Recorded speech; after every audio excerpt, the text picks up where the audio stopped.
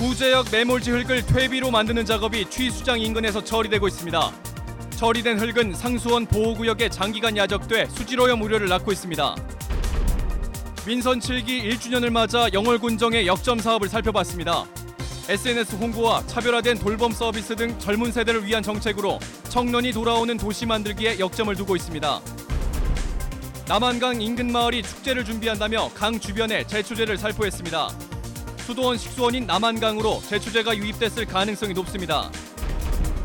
야생 진드기로 감염되는 중증 열성 혈소판 감소 증후군이 잇따라 발병해 주의가 요구됩니다.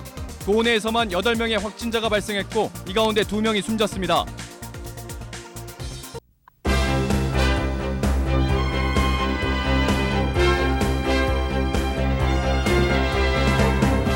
안녕하십니까. 뉴스데스크 원주입니다. 사흘째 영서 지역에 폭염주의보가 발효된 가운데 한낮 기온이 33도 안팎까지 오르는 무더운 날씨를 보였습니다. 오늘 낮 최고 기온은 원주가 33.1도로 올 여름 들어서 가장 더웠고 횡성 34.3도, 영월이 33도, 평창 31.1도로 어제보다 2도에서 3도가량이 높았습니다. 기상청은 오늘 오후 4시를 기해 횡성 지역에 내려진 폭염주의보를 폭염경보로 격상했습니다. 이번 더위는 주말까지 이어지겠고 내일 오후에 한때 5에서 20mm의 소나기가 오는 곳도 있겠습니다. 기상청은 주말까지 후텁지근한 날씨가 이어지겠다며 폭염 피해에 유의할 것을 당부했습니다.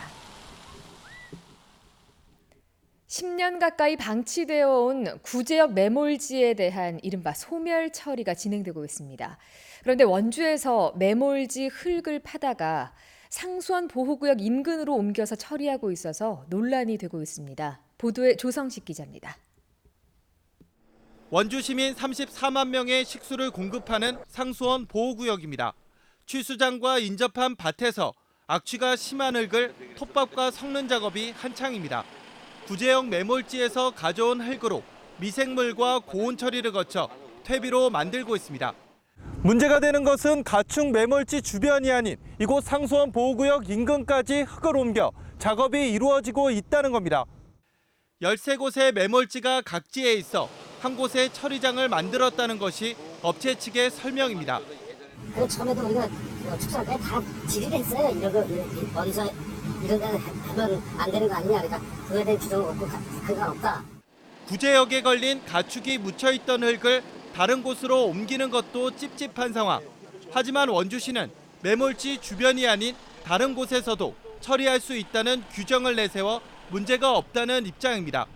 농장에서 이제 렌더링 처리하고 퇴비화를 하되 혹시 농장이 협소하든지 하면은 다른 곳으로 이설해서 가서 할 수 있다라고 딱 규정을 해놨어요.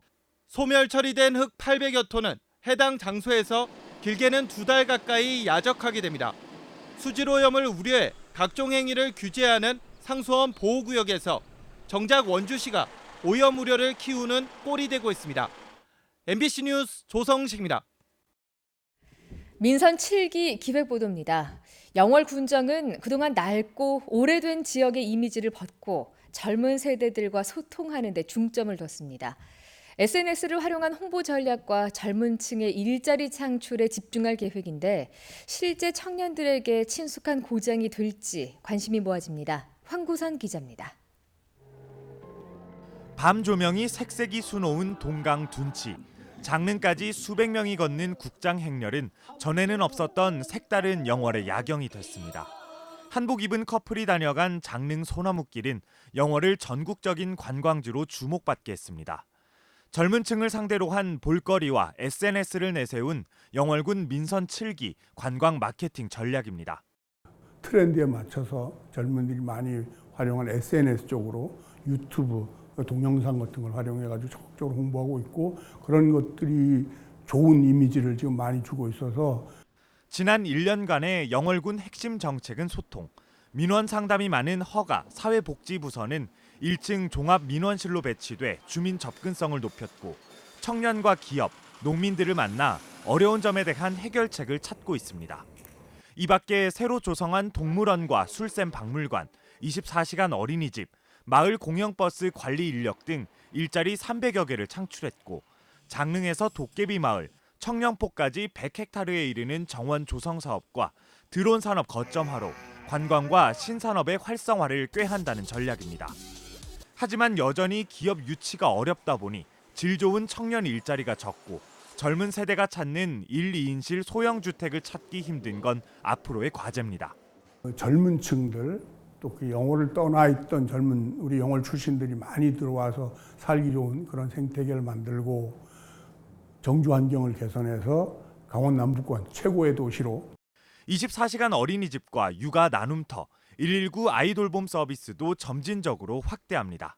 앞으로 영월군은 일자리 사업에 더욱 집중하고 아이 키우기 좋은 환경을 조성해 청년 인구를 더욱 늘려갈 계획입니다. MBC 뉴스 황구선입니다. 공공부문 비정규직 노동자 총파업 이틀째인 오늘도 학교 급식과 돌봄의 차질이 이어졌습니다. 강원도 교육청은 오늘 292개 학교에서 급식이 중단돼 대체 급식이나 단축 수업이 이루어졌고 31개 학교는 돌봄 교실을 운영하지 않았다고 밝혔습니다. 민주노총 강원적 본부는 오늘 강원도 교육청과 강원도청 앞 춘천 중앙 로터리 일대에서 공공부문 총파업 투쟁대회를 열고 임금 인상과 비정규직 철폐를 요구했습니다. 야생 진드기를 통해서 감염되는 중증 열성 혈소판 감소 증후군 SFTS 확진 환자가 도내에서 잇따르고 있어서 각별한 주의가 필요합니다. 강원 도내에서는 지난 5월 원주에서 첫 확진자가 나온 것을 시작으로 지금까지 8명의 감염 사실이 확인됐고 이 가운데 2명이 숨졌습니다. 중증 열성 혈소판 감소 증후군은 예방 백신이나 치료제가 없어서 야외 활동을 할 때 진드기에 물리지 않도록 긴 옷을 입고 돗자리를 사용하는 등 예방 수칙을 잘 지켜야 합니다. 지난해 도내에서는 모두 35명이 SFTS에 감염됐고 3명이 숨졌습니다. 남한 강변에 있는 한 마을이 축제 공간을 확보하겠다며 제초제를 살포했습니다. 강으로 제초제의 성분이 유입됐을 가능성이 높은데요. 이 마을은 한강 수질 보호 기금을 지원받고 있습니다. 권기만 기자가 취재했습니다. 남한강 상류에 있는 강원도 원주시의 한 마을입니다. 강 주변으로 새카맣게 말라 죽은 풀들이 눈에 띕니다.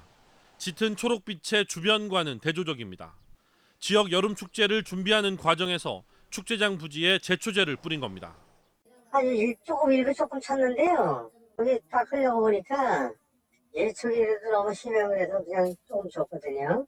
문제는 해당 부지가 남한강과 바로 인접해 제초제가 강으로 유입될 수 있다는 점입니다. 보시는 것처럼 강물 바로 옆에 있는 풀들도 이렇게 말라 죽어 있습니다. 제초제가 바로 강으로 유입됐을 가능성도 커 보입니다. 여기는 그 2,400만 수도권 시민들의 식수원입니다. 그래서 식수원 주변에 제초제라는 독극물을 뿌렸다는 자체가 좀 잘못됐지 않나 이렇게 생각합니다. 제초제를 살포한 축제위원회는 친환경 제초제를 썼다고 주장하고 있지만 마을 농약 판매상에서는 친환경 제초제를 취급하지 않고 있었습니다. 친환경 제초제는 동네에 없어요? 그 왜 안 써요? 아니 효과 문제지 효과. 그리고 대부분 이제 가격도 만약에 그런 게 있다면 또 가격이 비쌀 테고. 원주시 불원면 6개 마을은 한강 수질 보호 목적의 한강 수계 기금을 매년 7억 원 가량 지원받고 있습니다. MBC 뉴스 권기만입니다.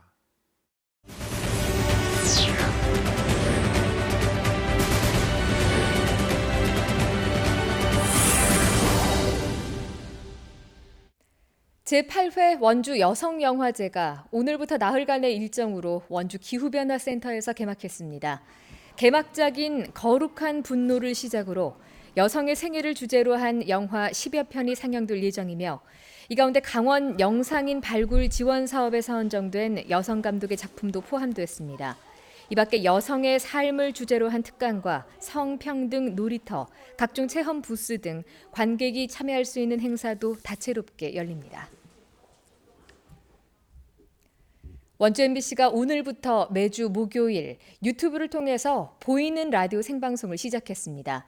보이는 라디오는 오전 11시 노기환의 FM 골든디스크를 시작으로 즐거운 오후 2시 트로트 팡팡, 행복 매거진 6시입니다 등 하루 동안 3차례가 진행됩니다. 매주 목요일 원주 MBC 유튜브를 통해서 실시간으로 방영되며 신설된 트로트 팡팡은 주말 오후 2시 원주 MBC 라디오 표준 FM으로 송출됩니다. 영월군이 국토교통부가 주최하는 지역 수요 맞춤 지원 공모 사업에 선정돼 역사 문화 탐방 사업을 추진합니다. 단종에게 길을 묻고 주민이 이야기하는 도깨비 마을이란 주제로 최대 20억 원의 국비를 지원받아 장릉과 단종 유적지, 도깨비 마을 등을 활용한 복합 문화 공간을 조성하게 됩니다. 영월군은 내년부터 3년 동안 장릉 앞 도깨비 마을 5만 7천여 제곱미터의 역사 문화 탐방 시설을 조성해 관광을 활성화할 계획입니다. 뉴스데스크 원주를 마칩니다. 고맙습니다.